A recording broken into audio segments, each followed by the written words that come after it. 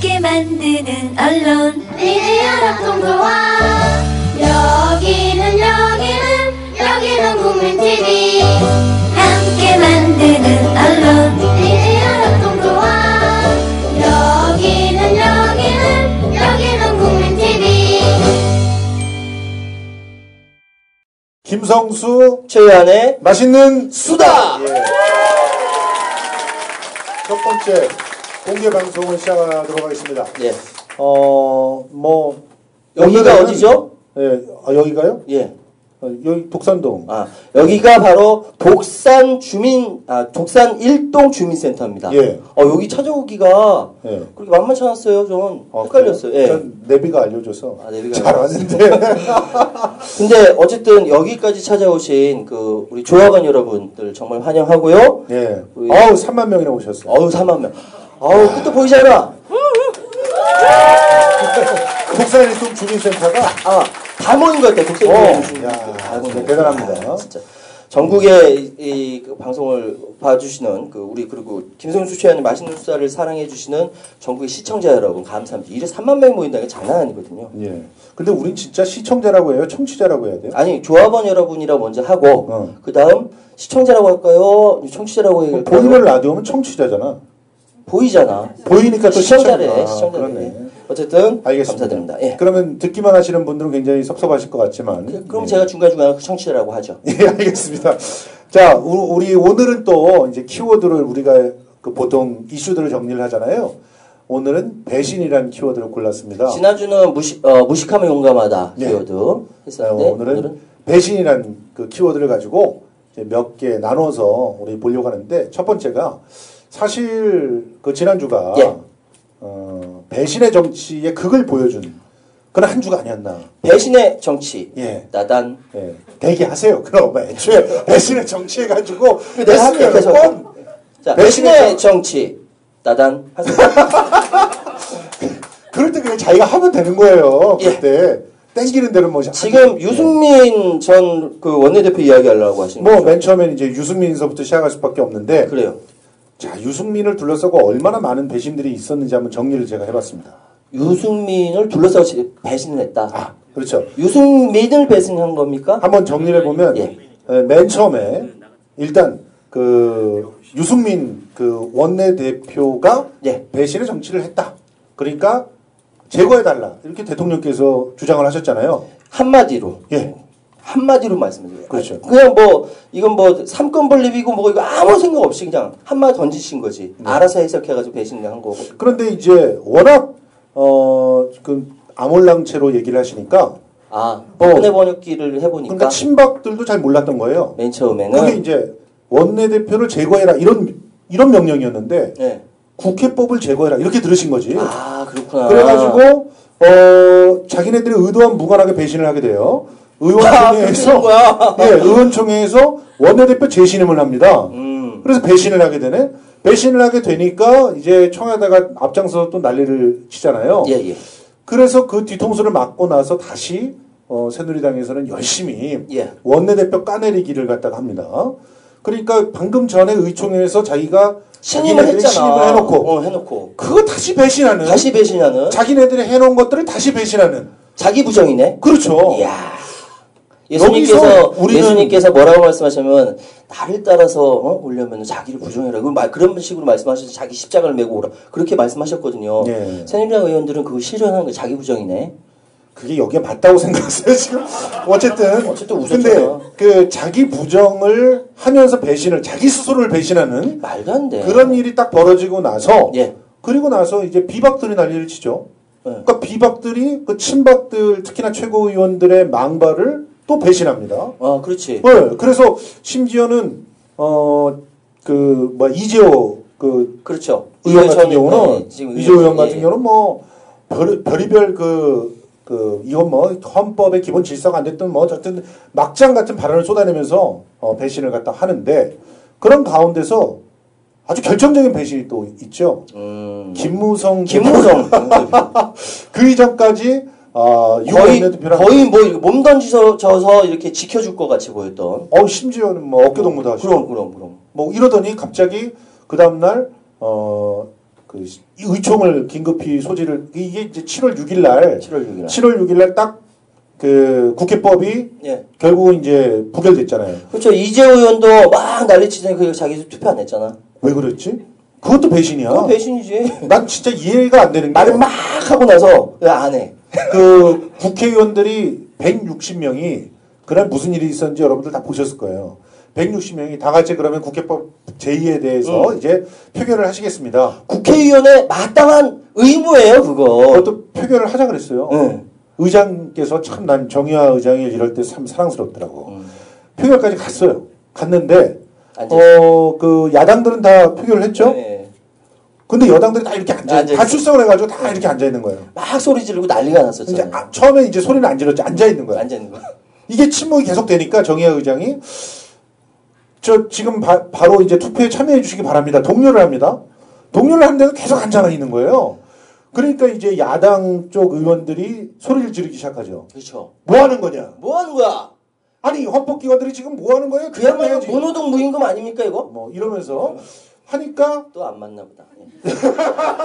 하니까 내가 내 맘대로 한다는데 누가 뭐라는 거야? 그러면서 또 고성을 지르면서 55분 동안 버티게 됩니다. 네. 이게 사실 민의에 대한 배신이죠. 그렇죠. 민의에 대한 결정적인 배신인 거죠. 그러니까 누구한테 잘 보이려고? 뭐 아몰랑 아줌마. 네, 대통령께 잘 보이려고 아모레 아줌마 같기도 하고. 민의를 배신해서 일단은 그 국회법을 통과시킨 거죠. 네. 그러니까 부결시킨 거죠. 부결시킨 거죠. 부결시키고 나서 사실은 그 유승민 원내대표는 7, 8월에 일정을 막 얘기하면서 자기 그 자리를 지키려고 완벽하게 그런 제스처를 하잖아요. 그때부터 계속 그랬어요. 자기는 꿋꿋하게 원내대표로 일을 한다. 그거는 국회의원들이 그 추인을 해가지고 원내대표인 거죠. 그러니까 160명의 국회의원이 민의를 갖다 배신하고 그리고 나서 김무성 대표는 또 자기 원내대표를 배신하고 그리고 그 다음날 의총이 벌어지려고 하니까 의총 벌어지려고 하는데 그 의총이 얼마나 웃겼냐면 의총 제목이 유승민 원내대표 사퇴 권고안을 놓고 의총을 하자 그러는 거예요. 그러니까 비박들이 야 지금 해도 너무한 거 아니냐. 우리 보이콧 하겠다. 이것도 배신이네 또. 이것도 배신이네. 그러니까 그렇게 배신을 해서 그 의총이 우여곡절 끝에 유승민 원내대표 거치에 관한 안건을 놓고 의총을 해서 결과적으로 거기서 박수로 통과가 됩니다. 박수로. 근데 진짜로 이해가 안 되는 게 제가 생각하기에는 헌정사상 이후에 뭐 원내대표의 거취에 관한 안을 이렇게 의총에서 올린 것도 처음이지만 그것도 박수로 통과시킨 건 처음이란. 그러니까 얘들 뭐 하는 게 뭐든 상상 이상이야. 상상 그 이상이야. 그 박수는 동문회에서 총무 같은 거 시킬 때 박수로 통과시키는 거 아닙니까 원래? 그렇죠. 네. 총무를 쫓아낼 때 박수로 통과시키지 않아요. 동문회에서도 총무를 뽑을 때는 박수로 통과시키는데 근데 자기네들은 쫓아낼 때 박수로 통과시키지 않았대. 그 이유가 뭐로 그러니까 그 의장이 그런 얘기를 안 했다는 거야. 자 그러면은 유승민 원내대표의 사퇴를 권고하는 것이 가결됐다는 걸 박수로 통과하겠습니다. 이렇게 얘기를 안 했다는 거예요. 박수가 나왔던 건 사실이지만 박수로 통과하겠습니다라고 얘기를 안 했기 때문에 박수로 통과시킨 건 아니다. 말을 그렇게 하지 않았기 때문에. 이런 얘기를 하시더라고요. 하여튼 머리 좋아요. 공부 많이 한 놈들은 그런 데다가 머리를 써요. 그런 데다가. 그런데 웃기는 것은요. 이제 이렇게 결과적으로 유승민 원내대표가 까였습니다. 까였는데 국민들은 이 새누리당의 그 어떤 결정과 대통령의 명령에 배신을 하죠. 그렇죠. 지금 배신하죠. 유승민 원내대표가 까이자마자 여론조사를 했어요. 그랬더니 새누리당 후보 중에 대권 후보 2위였어. 바뀐 것도 있어. 처음엔 2위였어. 그게 7월 9일 날 했더니 2위. 그래서 2위가 16.2%. 그때 이런 게 숫자가 이제 가물가물하다는 겁니다.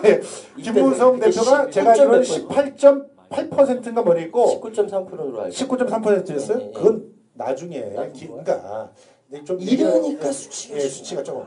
근데 그때 당시에는 그때 당시에 그 조사에는 김무성 대표가 18.2%가 3%인가 예, 1위. 그리고 2위가 16.2%인가로 유승민. 그다음에 7월 10일 날 갤럽에서 발표한 건 확실히 기억해요. 바뀌었어요. 19.3%가 유승민. 그리고 김무성 대표가 18.8%. 1위가 대권 후보 1위가 유승민 대표가 된 거예요.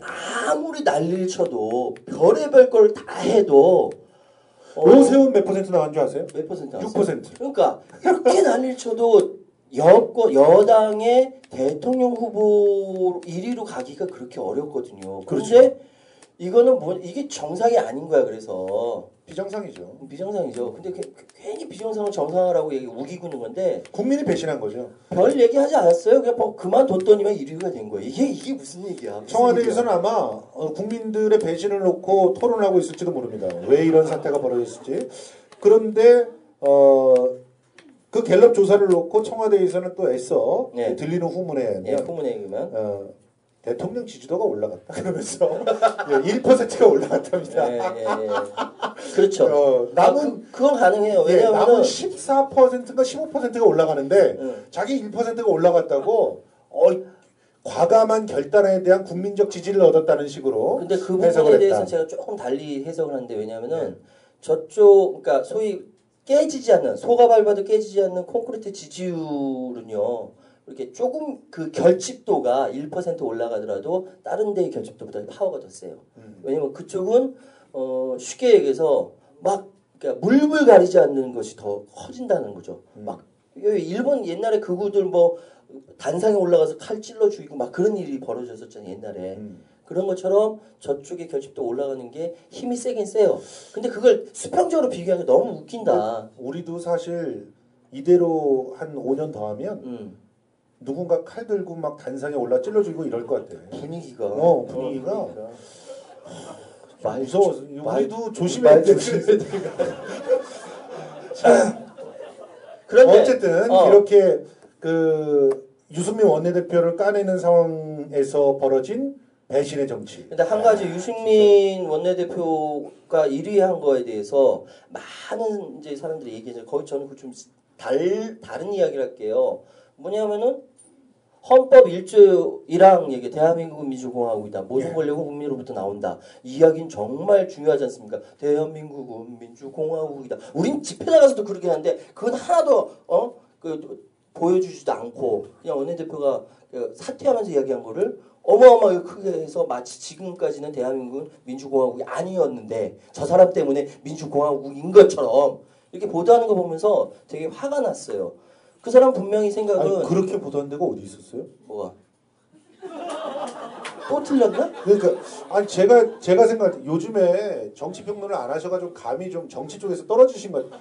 종편에서는 다 유승민 욕해요 지금. 그러니까 종편을 욕하니까. 그 이전에 무슨 우리가 그럼 독재했다는 거냐 하는 친박들의 말들을 대거 포진시키면서 종편에서는 그랬고. 그렇죠. 제 2일부 그러니까 새칭 그 좌파 신문이라고 하는 한겨레나 경향 이런 데서 갑자기 유승민 원내대표를 칭찬하는 그런 모습들이 보이면서 말씀하신 대로 그 이전까지 민주공화국이 아니었다는 것을 유승민 대표도 인정한 것처럼 이렇게 얘기를 하면서 양쪽에서 유승민 대표를 거의 톱스타를 만들어 놓잖아. 그렇죠. 스타로 만들어 놓고 있었죠. 그런데 저는 정말 웃긴 건 뭐냐면 평생 동안 민주진보 혁신 운동을 해왔던 사람들은 뭘 얘기해도 언론에 나오지도 않고 다 종북 빨갱이 뭐 이런 식으로 얘기하고 정말 억울해 죽겠어요. 그런데 그런 사람 한마디 했다고 그런 톱스타를 만들어 놓고 그 사람 사드 배치하자고 하잖아요. 톱스타가 되고 그 사람 진짜 나중에 대통령 돼가지고 사드 배치면 어떡해. 그러니까 사드는 없어요. 만들질 않았거든. 제가 여러 번 말씀드렸지만 미국의 봉이 김선달이야. 만들어지지도 않는 거를 뭐 배치한다니 뭐니 그렇게 힘들게요. F-18도 안 만들었어. 그렇지 아직 안 만들었지. 진짜. 화내면 안 된다. 그래. 그러면서 우리 국방비는 40조. 그러니까 40조 쓰는데 북한한테 진대요. 그렇지. 북한은 1조 쓰고. 그 현역 대령 입에서 나온 얘기예요. 그러면 어이가 없지 않습니까? 니네는 전쟁 어떻게 할래? 그랬더니 미군이 있어서 괜찮대 우리. 이 현역 대령 입에서 나온 얘기인 게 더 어이가 없는 거예요 상황이. 배신의 정치. 그 배신의 정치를 여실히 보여준 데가 또 새정치민주연합이었죠. 새정치민주연합은 서로 배신하고 있잖아. 여기도 서로를 배신자라고 규정하면서 예. 갑자기 그냥 누가 배신했어요? 누가 누구 자 배신한 일단 그 얘기를 정리를 해볼게요. 먼저 혁신위에서 2차 혁신안이 나옵니다. 예. 이 2차 혁신안의 골자는 최고위원 폐지, 최고위원제 폐지, 그리고 사무총장직 폐지.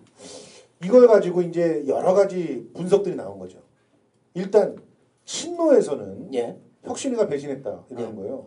아 여기 혹시 그 감안해 주실 게 표현을 하자면 친노다 비노다 아니, 뭐 이렇게 얘기하는 이런 거예요. 거 설명해야 돼 또. 아니, 그래도 다 그냥 알아들으실 것 같은데. 혹시나 저 뒤에서 손 들고 아니 그 모르는 게 아니라 네. 뭐 이게 왜 표현을 그런 식으로 하니 그럴 수 있는 어쨌든 생각이 있으시니까 새친 감안해서. 친노라고 하는 쪽에서는 예.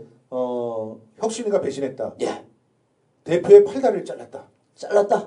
이렇게 얘기하는 거예요. 예. 그러면서 사무총장 지금 선임된 지 며칠 됐다고 나가라. 20일 날 나가라 그러는 거예요. 지금 예. 그러면 역대 최단명 사무총장이 되는. 최 대장이 좀 그렇죠. 억울하긴 하겠다. 억울할까?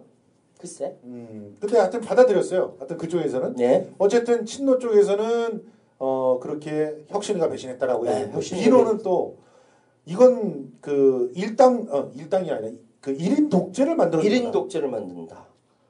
혁신위가 배신했다. 와. 그래서 7월 10일 날 예. 김상곤 혁신위원장이랑 조찬을 했는데 예. 친노 계파라고 분류되는 중진의원 3명과 대표가 비노라고 분류되는 3명이 앉아가지고 앉아서? 7명에서 밥을 먹는데 예. 6명이 다 한 건에 까는 거예요. 서로 다른 이유로 김상곤 아. 위원장을 도대체 이걸 뭐라고 이해를 할 수 있을까요? 배신. 김상곤 혁신위원장 네. 입장에서는 양쪽이 다 배신한 거죠. 그렇죠? 아니 열심히 소신을 가지고 일하라 할 때는 언제고 이제 와서 배신을 해? 그런데 이런 배신의 어떤 그 중동들이 있는 상황에서 예. 또 참 꼴불견이 하나 나오지 않습니까? 예, 탈당 얘기하려고 그런 거죠. 그렇죠. 예. 당직자를 비롯해가지고 100여 명이 탈당을 합니다. 예. 그것도 정말 비수를 꽂고 나가셨어요. 우리는 이미 국민희망세대라고 하는 새로운 당을 만들고 있는데 그런데 100명이 나가서 호남을 중심으로 그렇게 만들겠대요. 예. 이거야말로 배신의 정치 아닐까. 난 이명박 정권과 박근혜 정권을 이어져서 10년 하면요. 숨이 까닥까닥 차가지고 죽을 것 같아요. 근데 다음에 또 정권이 저 보수 아니에요, 거긴. 보수라고 볼 수가 없어요. 거기서 그 하면은 난 이제 확 들어갈 것 같아요. 까닥까닥 그냥 넘어갈 것 같아, 진짜. 근데 분열하잖아. 진짜 가슴 아프다. 네. 예? 그것 때문 넥타이 때문이래요.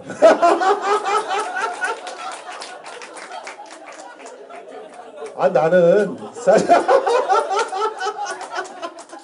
그렇다고 그걸 또 풀고 계십니다. 예. 왜 답답했는지 알려주세요.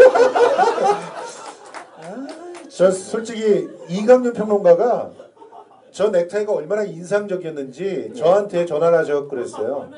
야 너희들은 그렇게 왜 나비 넥타이를 메고 얼굴이 시뻘개져 가지고 있어? 형님 저는 나비 넥타이 안 맵니다. 거짓말하지만 내가 봤는데 거짓말하지 마세요. 형님 안 보셨어요. 저는 계속 이 넥타이예요. 나비 넥타이 메고 나온 적 없어요, 저는 요 노란색 넥타이는 김선수 김선수 최원 맛있는 수다에 쓰고요. 예. 뉴스 K는 파란색 넥타이 시원하게. 예. 그리고 이제 제가 머니투데이라든지 엠머니라든지 그 증시 방송 있거든요. 거기 나가서 이제 경제 상황 얘기할 때는 왜 투자자들은 빨간색 그래프 좋아하잖아요. 빨간색 넥타이. 참고로 말씀드립니다. 예, 시원하다. 나비 넥타이를 굉장히 사랑하는 예. 그런 평론가입니다. 근데 왜 나비 넥타이를 사랑하게 되신 거예요? 나 진짜 이 노란색 나비 넥타이는 예전에 진짜 할 때는 이제 빨간 넥타이만 메고 나갔어요. 튀어보려고. 예.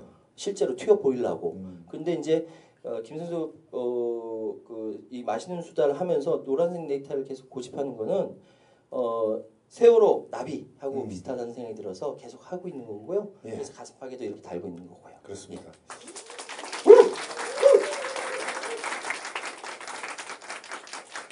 이 상황은 저에 대한 디스라고 생각합니다.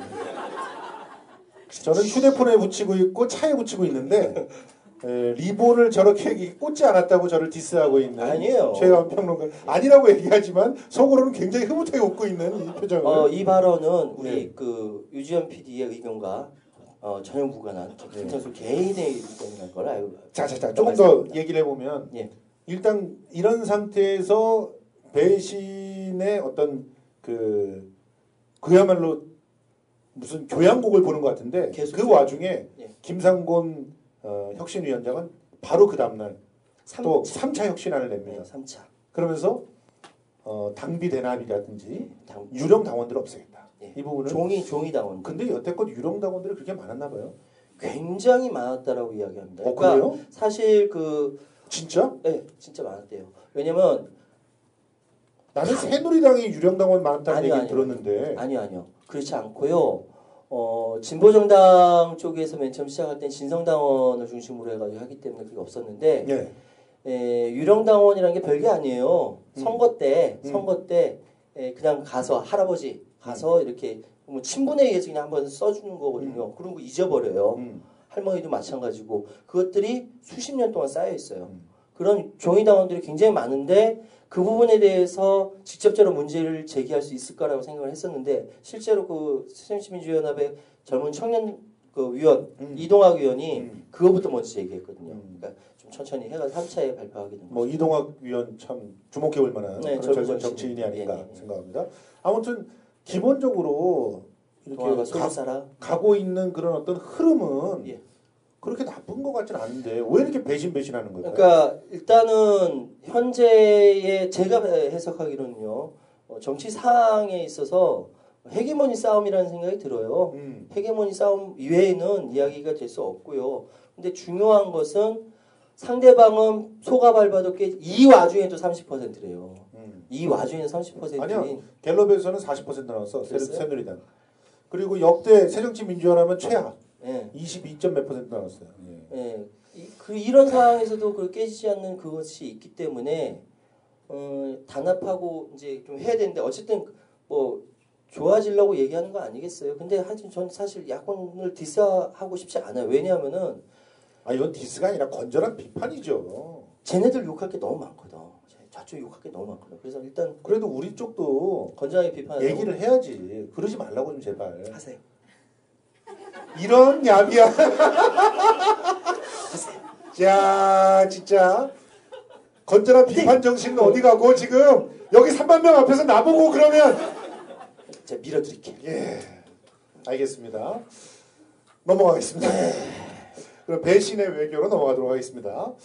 자, 그러면 마무리로 좀 저희는 기대를 하고 있습니다. 그래도 이러한 질고들을 겪고 그냥 어떤 형태로든 야권이 제대로 된 진열을 가다듬고 사실 우리는 새정치민주연합이란 이름에 연연해 하는 것도 아니고 어떤 당 그것에만 연연해 하는 것도 아니에요. 그렇죠. 사실은 세월호 유가족들의 눈물을 제대로 닦아주고 그렇죠.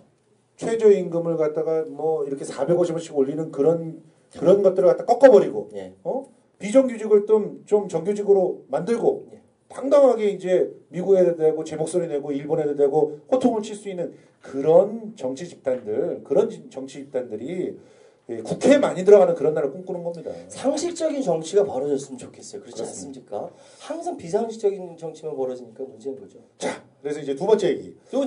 우리가 외교에 배신을 많이 당하고 있습니다. 배신의 외교. 짜잔. 그걸 스스로 하시라고요. 저한테 얘기하지 하잖아요. 지금. 배신의 외교. 짜잔. 그렇게. 자, 같이 해볼까요? 배신의 외교. 짜잔. 감사합니다. 저는 이번에 우리 외교부의 작태를 보면서 작태랍니다. 맞아요. 작태요. 이게 외교부는 정말 배신자다. 이런 생각이 들어요. 아베 신조가 7월 10일 날 이런 얘기를 했습니다. 유네스코 세계유산위원회 그 회의 때 일본 정부 대표 성명에 있었던 forced to walk이란 말, 이 말은 대상자의 의사에 반해서 징용된 경우에 하나다. 이게 무슨 말이냐면 forced to walk이라고 하면 좀 강요하여서 일했다라는 얘기죠. 억압하고. 근데 억압하고란 말은 있지만 그 뜻도 그렇게 해석을 하지만 억지로 일을 시켰다는 거예요. 억지로 일을 시켰다는 얘기는 이건 분명히 강제징용을 얘기하기도 하지만 이게 완화된 말이거든요. 네. 아니 저 일하다가 보니까 힘들어서 갈래요. 아니 근데 너 왔으니까 계약한 것까지 일해야 돼. 이런 것도 포함되어 있다는 얘기예요. 이게 다시 말해서 위안부 할머니들한테도 이 비슷한 얘기를 해요. forced to work 됐다는 거야. 위안부 할머니도. 근데 인신매매에 의해서. 그렇지. 그러니까 우리가 징용을 정부 차원에서 했다라고 하는 거를 완전히 부정하는 말이에요. 이거는. 그렇게 도망갈 수 있는 문구를 쓴 거고 그런 문구를 쓰는 걸 한국이 허락을 해줬는데 그나마 이 문구를 어디에 썼느냐? 주석의 참고사항에 쓴 거예요. 주석의 참고사항. 그러니까 외무상이 그런 얘기를 하는 거죠. ILO는 분명히 규정을 하고 있습니다. 강제징용은 forced labor. 강제징용 노동자라고 forced labor라고 쓰라고 있어요. forced labor라고 하는 글을 치면 ILO에서 이거는 강제징용 상태의 노동자를 가리키는 말이다. 이게 공식 용어인데 왜 이 공식 용어를 안 썼을까요? to work이라고 했을까? 왜 forced to work이란 말을 썼을까요? 노란한 거지. 그럼 그걸 인정해야지. 아니 솔직히 치프라스 정도처럼 죄송합니다. 제가 사실은 연금을 갖다 다 지키려고 했었는데 개혁안을 갖다가 이렇게 받아들이지 않으면 우리가 당장 돈을 갖다가 고산해서 너무 괴로워서 그랬습니다. 이런 식의 협조를 구하는 그런 말들을 하고 설득을 해야지. 외교부는 뭐라 그러냐면 forced to work의 영문본 그대로가 정본이다. 이게 강제징용이 아니면 뭐겠느냐. 제대로 해석해라. 이따위 얘기를 하는 거예요. 아니 그러면 그렇게 해석의 여지가 있는 말들을 쓰지 말고 forced labor라고 하는 원래 말을 쓰면 되잖아. 그렇지. 왜 안 썼을까요?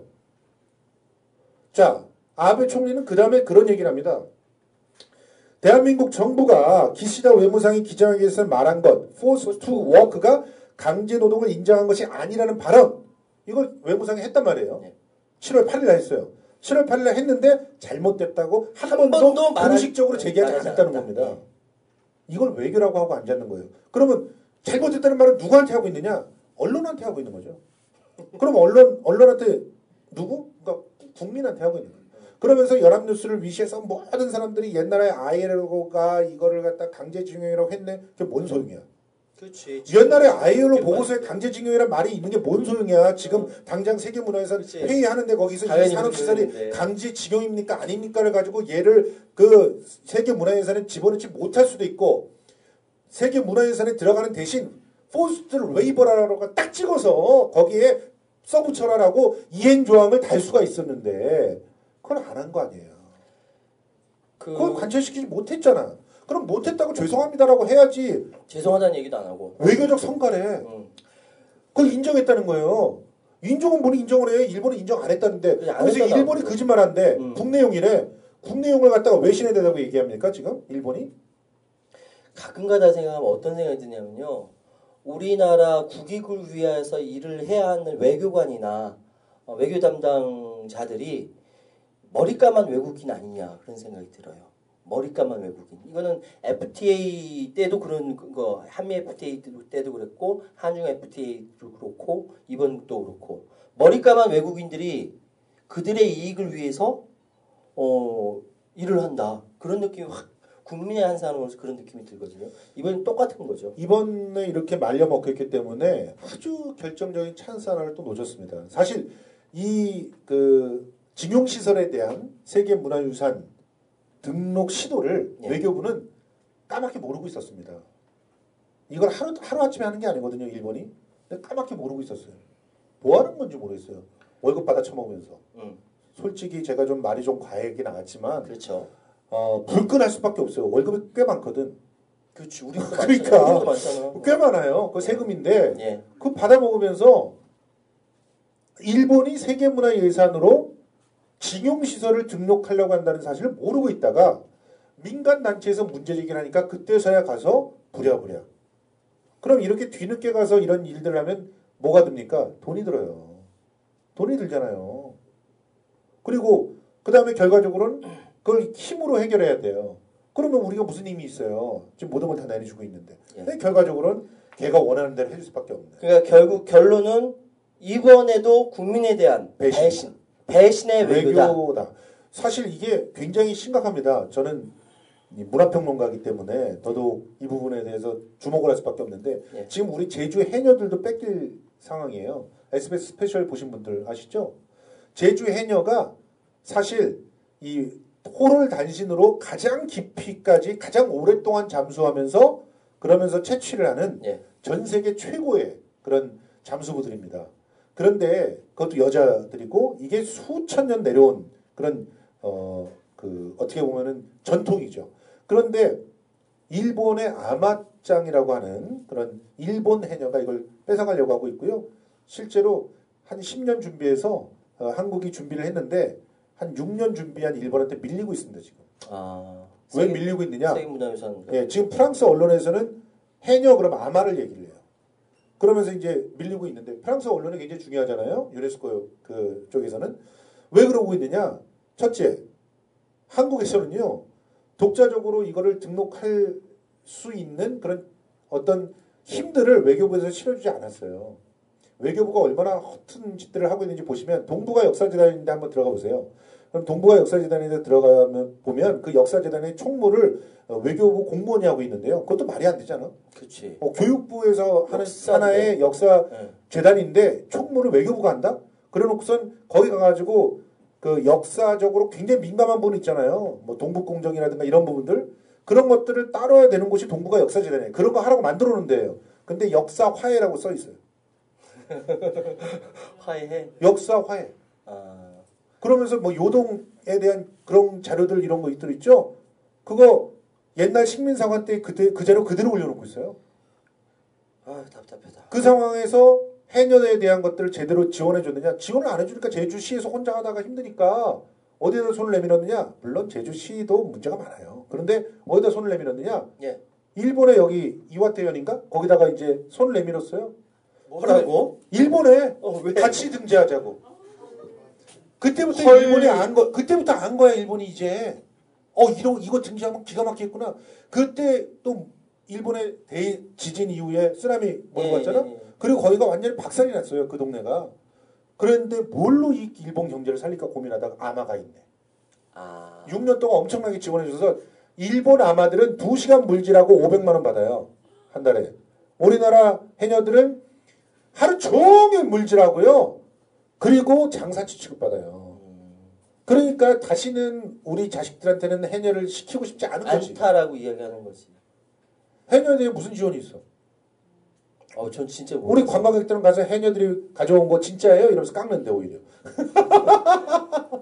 우리 문화평론가 김성수님한테만 들을 수 있는 그러니까 얘기예요. 와. 이런 게 배신의 외교예요, 사실은. 배신의 외교. 진짜 그러네요. 우리 국익을 따내기 위해서 어떤 것들을 준비해야 될까 고민 안 해. 맞아. 그냥 그 자리에 있다가 아무 사고 없이 지나기만 해. 공무원들 내가 가 있는 나라에서 혹시 테러라도 안 생기면 다행이다. 이렇게 생각을 하고. 누가 막 문제 제기하면은 일단 그 사람이 누군지를 먼저 봐요. 그래서 근데 그게 김성수야. 그러면 뭐 무시하는 거지. 그럼 조금 이름 있는 뭐 이렇게 뭐 예를 들어 김무성 대표의 딸이야. 그러면 바로 달라지는 거죠. 예. 이런 일들이 벌어지고 있는 그런 외교를 과연 우리가 이대로 놔두고 봐야 될 것인가. 예. 배신의 외교에서 함께 얘기할 수 있는 데가 그리스입니다. 지금. 시간이 조금 예. 갑시다. 예, 빨리빨리 좀 정리해보면 한마디로 정리해보면 그리스 치프라스가 사실은 지금 좌파 연대의 강력한 배신이다 뭐 이런 얘기를 듣고 있죠. 예. 그런데 이제 내용을 보면은 전반적으로 535억 유로를 갖다가 지원을 받고 그리고 그 긴축 재정을 통해서 한 120억 유로 정도를 매년 2년 동안 120억 유로 정도를 긴축하겠다. 이렇게 얘기를 했는데 이게 너무 가혹한 긴축간이 아니냐 이렇게 얘기를 하는데 일단은 그리스 상황을 보면은요. 일단 치프라스가 그때 국민투표를 던졌던 것 그리고 국민들로 반대를 끌어내서 그 협상을 가지고 튀어나온 것. 이 안에서 사실은 그 치프라스 내부의 정파가 수십 개 수백 개래요. 그렇죠. 알고 보니까. 근데 그 중에 좌파연대 쪽에선 좀 더 이렇게 국민들 세게 나가야 된다라고 하는데 거기까지 가기에는 위험 부담이 크다라고 해서 온건하게 간 거 아니냐 그런 이해돼요. 여기서 또 우리는 냉정하게 외신들을 좀 따져보고 좀 하셔야 될 것이 일단 우리나라 연합뉴스부터 다 뭐라고 얘기하냐면 치프라스의 100기 뭐 이렇게 얘기합니다. 100기 아니에요. 법인세가 2% 올랐습니다. 법인세가. 우리 법인세 2% 올리면요 6조 나와요. 6조. 우리나라에서 6조 나옵니다. 법인세 2% 올리면. 여기는 그리고 연금을 연동을 그러니까 지금 당장 연금을 깎아라 라고 얘기하는 건데 깎는 거는 그러니까 아주 일부분이 깎여 나가는 거고 그리고 실제로는 연금을 받을 수 있는 연령을 뒤로 미루어서 연착륙시킨 거예요. 그러면은 이 정도 연금 개혁들은 받아들여야죠. 우리가 공무원 연금 개혁하면서 뭐 연동해가지고 받아들이는 거 이런 거 받아들이지 않습니까? 이런 부분들은 받아들일 수 있다. 535억 유로가 들어오는데 그리고 더불어서 한다는 게 이제 국방비 축소예요. 근데 국방비 축소는 유로 연합들 지금 받아들이면서도 찝찝할걸? 왜냐면 그리스가 유럽에서 제일 국방비를 GDP 대비 제일 많이 쓰던 나라예요. 제일 많이 쓰던 나라예요. 그러면 그 누구 무기를 많이 사줬겠어요? 독일, 프랑스 혹은 미국. 그렇지. 그러니까 그거 감축하겠다는 것은 자기들 장사가 다 안 되는 거거든. 그러니까 이걸 가지고 그리스 백기투항이다라고 얘기하는 사람들은 좀 웃긴 거죠. 왜냐하면 국방비를 감축한다거나 긴축을 할 때 국방비를 감축한다거나 혹은 부자들한테 증세를 한다거나 이런 것들 못하게 했어요. 개혁 이전에는. 이전에 못하겠죠. 예. 이전에 있었던 공산당 사회주의 정당 그 권력지었던 데가 그랬죠. 네. 그리고 이제 하려고 했던 게 주로 부가가치세를 많이 걷고 이렇게 사회 간접세를 통해 가지고 증세를 한다는 거는 괜찮다. 그리고 연금을 무조건 깎아라. 연금을 심지어는 지금 현재 30% 수준까지 깎아야 된다. 이렇게 주장을 했었거든요. 그런데 그렇게는 안 됐다. 그러면은 치프라스의 외교가 과연 배신의 외교인가? 아니면 제대로 된 국익을 지키는 외교인가? 저는 우리를 그러면서 얘네들은 채무를 최소한 유예할 것 같습니다. 20년을. 우리는 IMF를 어떻게 했죠? 3년 만에. 어마어마하게 그 국민들이 고통을 당한 거죠. 정확히 얘기하면. 우리나라 양질의 회사 팔아먹고 공기업 민영화하고 그리고 국민들 허리띠 졸라매고 비정규직 양산해서 3년 만에 졸업했다고 자랑했는데 결국 우리한테 남은 게 뭔가요? 하여튼 이 상황에서 우리가 좀 더 정확하게 우리의 입장을 비교해서 생각을 할 때 절대 그리스가 여기까지 온 것은 이 상황까지 온 것은 그리스 민중들, 국민들, 노동자들이 게을러서 그런 것이 아니다. 그렇죠. 자, 멕시코, 우리나라, 그리스 노동시간 세계에서 가장 긴 나라들이에요. 그렇죠. 예. 그리고 절대 그 김무성 대표가 복지 과잉 나태해진다. 이거 아니다. 복지 과잉 아니다. 복지 과잉이라기보다 이런 건 있어. 잘못된 복지는 있었어요. 그건 있었어요. 그러니까 그럼에도 불구하고 우리나라도 지금 심각합니다. 복지의 민영화. 복지 민영화. 복지 민영화는 정말 그러니까 위탁 운영을 통해서 거버넌스를 통해서 하겠다. 이거는 바람직해요. 왜냐? 전문가가 아니잖아. 공무원들이 뭘 알아. 그런데 이런 걸 빌미로 해가지고 이상한 데 줘요 이거를. 그렇지. 자기들 입맛에 맞는데. 제가 마포에서 공공기관에서 일해봤는데요. 봤더니 청소년 복지 쪽은 전부 명지대가 먹어. 이거 민영화예요. 사실은. 어쨌든 지금 다시 원론으로 돌아가서. 예. 자, 그러면. 그리스 쪽에서 있는 복지과잉이 아니다. 거기는 부패. 부패와 기득권. 지하경제 14.3%. 야. 기득권을 갖고 있는 세력들이 항상 그걸 놓지 않으려고. 세금 내는 건 바보짓이라고 얘기한다, 지들이. 그렇게. 그랬기 때문에 이 위기까지 온 거고 그걸 극복하려고 치프라스 정권으로 국민들이 투표를 통해서 바꾼 겁니다. 네. 그렇게 알고 있습니다. 그래서 어쨌든 과연 치프라스가 배신의 외교를 했는가, 우리나라 외교가 배신의 외교를 했는가 한번 비교를 해보시면서 뭐가 배신인지 한번 깨알같이 찾아보는 그런 시간 가졌으면 좋겠습니다. 한마디만 더 할게요. 네. 독일 메르켈 총리가 채무탕감 불가 하니까 여기에서 소위 여러분께서 책 많이 보셨겠죠. 피케티 교수라고 있어요. 파리 경시대에. 그러니까 그 얘기를 듣고 거대한 농담이다. 대단한 농담이다. 라고 알았다. 왜? 독일은 1차 세계대전을 일으켰죠.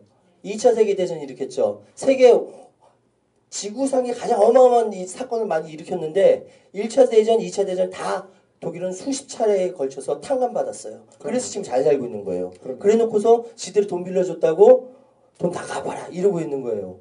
말이 됩니까? 형사에 말로는 탐감 없다 그러지만 20년 유예해 준대요.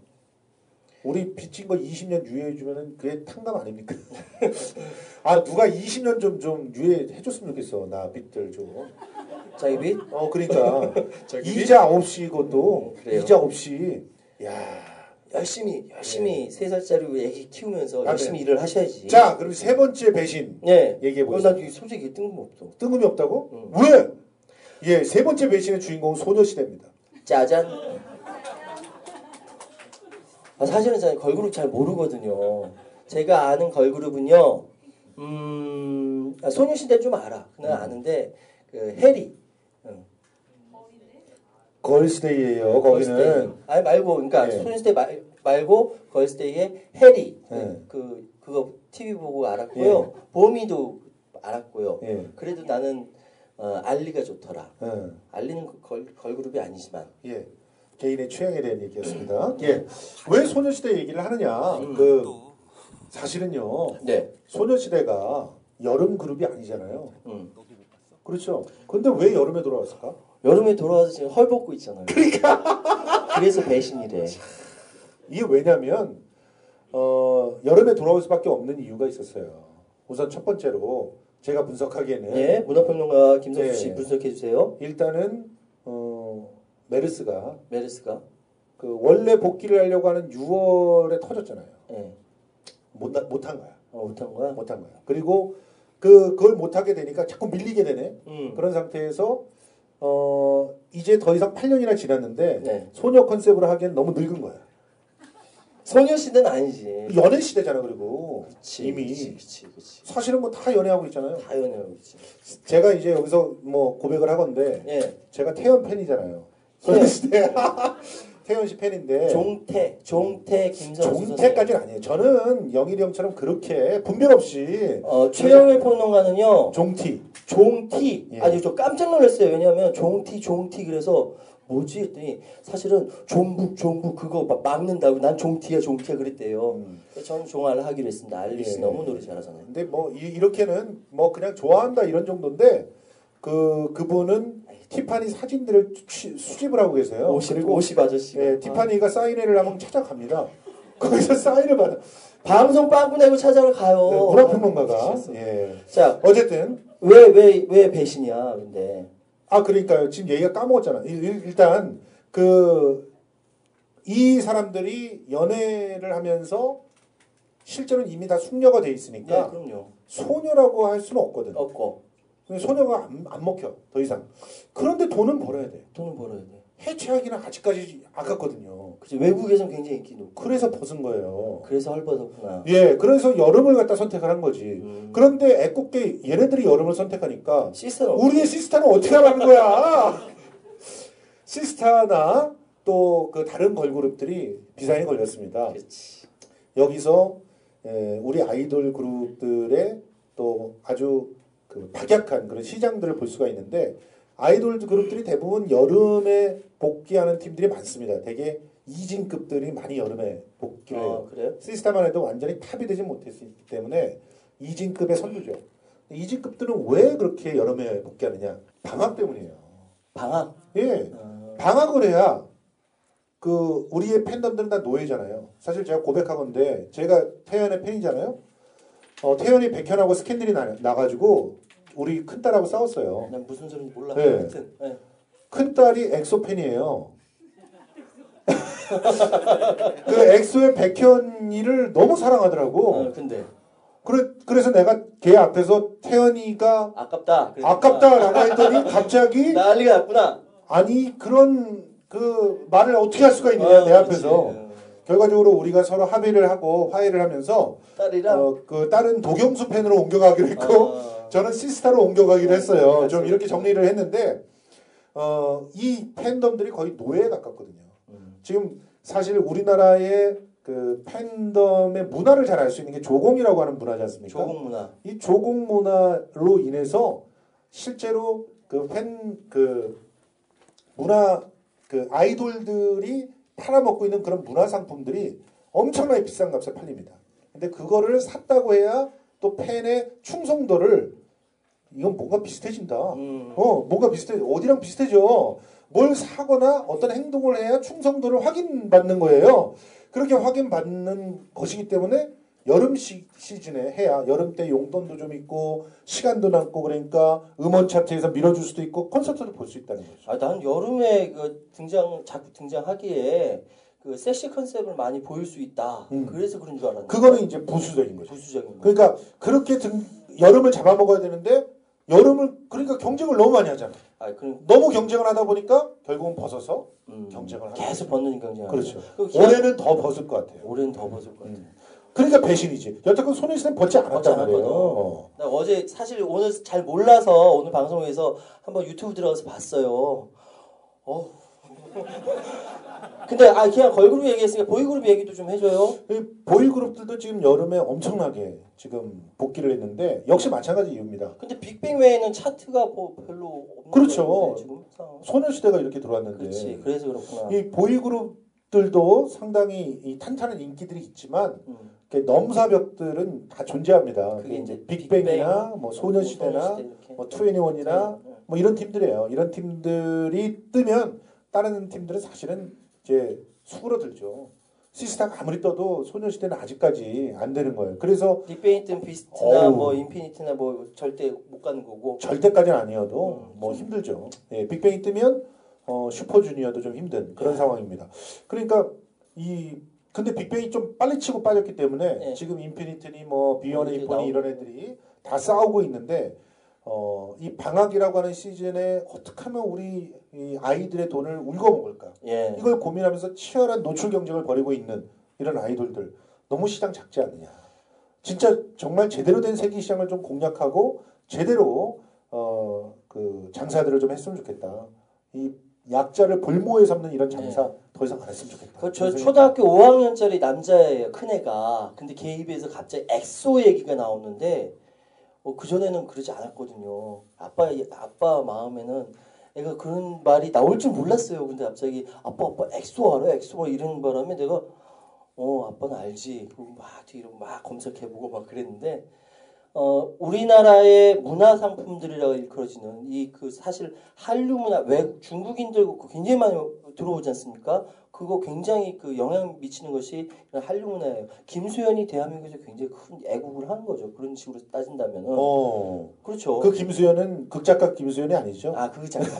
막작 드라마 김수현이 아니고 도민준. 도민준. 예. 그 천송이하고. 그래서 작년에 620만이 들어왔었어요, 한국에. 메르스가 터지기 전에 올해 780만 들어온다고 했었거든요. 근데 그러면 뭐해? 메르스로 다 쫓아버리죠. 다 쫓아버렸는데 제대로 대치 못하고. 이런 한류 문화, 물론 걸그룹에 대해서 잘 모르시고 저도 잘 몰라요. 그리고 보이그룹 잘 모르시겠지만은 이런 것들이 현재의 많은 사람들이 좋아하는 하나의 문화고 외국 남미에서 난리 났대요. 남미에서 정말 우리나라 이 케이팝이 난리 났는데 이것이 올바르게 계속 걔네들이 배신하고 있다는 얘기를 하고 있는데 올바르게 성장할 수 있도록 계속 홍보를 하고 있어. 지켜봐야 된다. 저는 이렇게 생각하고 있습니다.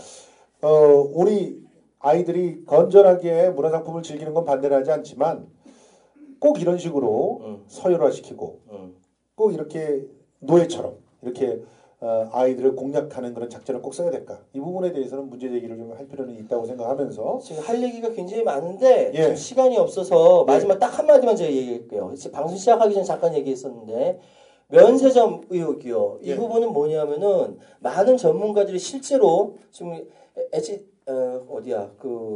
HTC 신라 면세점하고 신세계를 주목했었는데 그날 발표하는 날 당일 하나갤러리의 타임월드가 상한가를 치고 올라갔어요. 그게 뭐냐면 교보증권에서 오전에 레포트를 냈습니다. 그러면서 전체 입찰 참여 기업들 중에 하나갤러리아가 가장 이익 모멘텀이 크다 이렇게 분석을 냈어요. 그래서 이게 하나의 그 주식이 상한가를 쳤다라고 어디에서는 언론에서 이렇게 얘기해요. 그런데 웃긴 건 뭐냐면 이런 레포트가 한두 개 나오냐고. 당연하지. 이전에는 하나가 이렇게 이익 모멘텀 크다는 얘기가 한 번도 안 나왔었거든요. 솔직히 말해서요. 이익 모멘텀 크다 이런 거는 뉴스도 잘 안 돼. 뭐 어떤 게 뉴스가 되냐면 한화 그 뭐 회장이 잡혀갔다. 그렇지. 이런 거. 주먹 쓰다가 네. 잡혀갔다. 이런 거는 뚝 떨어지게 하는 뉴스가 돼요. 그런데 이익 모멘텀이 된다라고 그 교보증권에서 딱 하나 나왔거든요. 근데 그게 상한가를 쳤어요. 근데 그날 저녁에 그 면세점으로 이렇게 저녁이 아니라 5시경이었죠. 5시에 공식으로 그러니까 발표나요? 증시 대충 다 마무리되면 발표입니다. 그러니까 나는 이게 저는 의문이 돼요. 웃기는 거죠. 그래서 애널리스트한테 전화해서 물어보니까 비일비재하다라고 하면서 방송은 하지 마세요. 그렇게 얘기하더라고. 그래서 이 문제는요. 제가 국민TV 여기서 이야기하지만 내일 그러니까 이제 YTN 아니 내일은 맞구나. YTN 뉴스에 저 공식적으로 얘기할 거예요. 예. 이 부분 이거는 의심된다. 녹화되고 있다는 사실을 망각하시고. 야 그렇구나. 예. 흥분해서 그래요. 예. 그래서 배반의 면세점 짜잔. 배반의 면세점인지 배반의 주식인지 배반의 주식 혹은 짜잔. 배반의 심의인지 모르겠습니다. 근데 어쨌든 이런 일들이 벌어지니까 찌라시가 도는 겁니다. 그렇죠. 찌라시가 돌죠. 일주일에 몇 개 받았어요, 찌라시? 나는 그렇게 많이 받지는 않아요. 근데 뭔가 이제 저한테 정보를 주고 싶은 분들이 자꾸 이렇게 던지는데 일주일에 나 3개 들어와. 3개 들어오네. 네, 많이 들어오네. 많이 들어오죠. 예. 근데 딱 맞는 거는 하나도 없었고 대부분 증권가에서 오죠. 그렇죠. 딱 맞는 건 뭐냐면 저기 그 이나영하고 원빈하고 결혼한다고 했을 때 일주일 전에 받았어요. 설마 그런데 진짜 일주일 후에 딱 나오더라고. 그거 하나만 맞았어. 근데 나머지 안 맞았어. 찌라시들이 이렇게 돌고 찌라시를 통해서 정보를 얻으려고 하는 이유는 정보 격차가 이렇게 크기 때문에. 돈 있는 사람들은 다 이제 오전서부터 다 하나다. 알고 사고. 우리 같은 개미들은 뭐 기다렸는데 갑자기 하나가 상한가를 외칠까? 하다가 따라가다가 저같이 이제 주식에 별로 관심 없는 사람은 하루 전쯤에 하나 쪽으로 이번에 가지 않을까? 그래놓고 주식은 그냥 사지를 않고 돈이 없으니까. 이런 돈도 없고 이런 상황들 속에서는 찌라시가 뭔가 나한테 새로운 정보를 알려주고 그게 이득이 되지 않을까 이런 생각할 수밖에 없고 그러면 이 찌라시를 이용해서 정보를 역선전을 합니다. 그거를 누가 하겠까 생각해 보세요. 누가 할까요? 요즘 찌라시들은 좀 이상해요. 옛날 찌라시들은 주로 아이돌들 얘기 많이 담고 있고 그랬잖아요. 그리고 폐쇄되어 있는 형태로 이메일을 통해서 네트워크가 일어났는데 요즘 찌라시들은 단톡방에 막 던져줘요. 그리고 대부분 보면은 기업 얘기들이 많고 정치인 얘기들이 많아요. 뒤에 겨우 붙는 거지 연예인 뭐 얘기. 왜 그럴까? 근데 그런 정치인이나 그런 기업들이 보면은 되게 뭐 정부랑 밑보였다든가 혹은 뭐 뭔가 민감한 관계에 있다든가 뭐 이런 사연이더라고. 그렇죠. 그러면 그걸 던지는 사람이 좀 있지 않을까? 어떤 예를 들어서 지금 이번에 떨어졌던 신세계였던가요? 어디야? 신세계 말고 또 한 군데 더 있었어. 어디? 한 군데. 근데 거기 같은 경우는 실제로 찌라시에서 걔네들은 떨어진대라고 소문이 돌았던 데가 있었어. 거기가 현대야. 현대백화점. 현대백화점. 현대백화점 떨어진다는 게 싹 돌았어요. 그랬더니 그거를 낸 그 증권 방송이었던가? 증권사를 완전히 도륙시켜 버렸어요. 막 싸움박질 나고 막 난리가 났었죠. 싸움박질 났어요. 그런데 그런 찌라시들을 물론 증권사에서 이렇게 해가지고 뭐 했지만 그런 것들을 왜 돌릴까? 그러니까 정확히 말씀드리면요. 현대백화점이 유리하지 않다라고 증권사에서 레포트를 냈어요. 레포트를 낸 게 돌다가 현대백화점 간부한테 들어가가지고 근데 원래대로라면 난리가 났었어. 원래대로라면 레포트는 그냥 거기 가고 말잖아. 그렇지. 근데 이게 찌라시로 싹 돌아버린 거야. 그럼 누군가가 단톡방에다 던졌다는 거 아니야. 그치. 정확한 정보가 돌지 않으니까 음모론이 막 창궐하지 않습니까? 여기서 가장 많이 도는 정치인 중에 하나가 박원순 시장이에요. 항상 그냥 돌아요. 허위가 화났다고 그래요. 화났다고 비서들 경을 쳤다 이렇게 돌아요. 근데 실제로 내가 알아 전화해 보면 그런 일 없거든요. 제가 보기에는 이 단톡방을 통한 역선전이 어딘가를 통해서 찌라시라는 이름으로 이루어지고 있는 건 아닌가. 그런 생각들을 하면서 찌라시의 배반으로 마무리를 하겠습니다. 이렇게. 자, 오늘 그 최초로 김성수앤 최요한의 맛있는 수다 맛있었는지 모르겠습니다. 마무리 발언을 한마디만 하세요. 저도 한마디 할게요. 마무리 발언이라고 하니까 내가 무슨 재판정에 있는 것 같은 느낌이잖아. 뭐 자연스럽게 얘기하면 되는데 꼭 이렇게 쑥스럽게 얘기를 하시니까. 네, 괜찮습니다. 예. 아무튼 여러분들을 모시고 이렇게 앞에 두고 수다를 떠니까 기분이 굉장히 색다른 것 같네요. 그리고 즐겁게 들어주셔서 감사하고요. 저희들 사실 뭐 그렇게 생각하지 않으시는 분들도 계시겠지만 꽤 용기를 내고 하는 겁니다. 그렇지 않아요? 지금 쑥스럽거든요. 예, 그런 쑥스러움이 아니라 불이익들은 눈에 보이거든요. 눈에 보이는데도 하고 있는 거니까 이런다고 저희들이 뭐가 생기겠어요. 그런데 많은 분들이 같이 공감해 주시고 혹시라도 이렇게 서로가 공유하고 있는 그런 정보들이나 분석을 통해서 우리 사회가 조금이라도 더 진일보할 수 있다면 그게 얼마나 또 보람된 일일까 하는 생각이 됩니다. 긍정적인 토론을 만들어내고 싶습니다. 즐겁게. 예, 언제부터인가 언론에 나와서 이렇게 자기 이름 내걸고 얼굴 내밀고 이야기하는 것이 위험하다라는, 어렵다라는, 불이익이 갈 수 있다라는 생각이 들게 됐어요. 언제부터인가. 그 얘기는 나중에 또 기회 있으면 말씀드리겠지만 그런 사회가 아닌, 정말로 자유롭게 토론하고 다름이 아닌 차이를 인정하는 사회, 그리고 서로 다른 생각을 서로 충분히 웃으면서 이야기 나눌 수 있는 그런 사회가 될 수 있도록 노력하겠습니다. 저희 김성수의 최요한의 맛있는 수다 저희 여기서 마치도록 하겠습니다. 다음 주에 또 찾아뵙겠습니다. 감사합니다. 고맙습니다.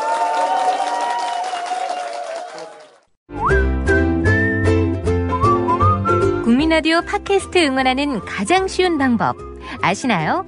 다운로드하기, 별점 주기, 댓글 달기, 구독하기.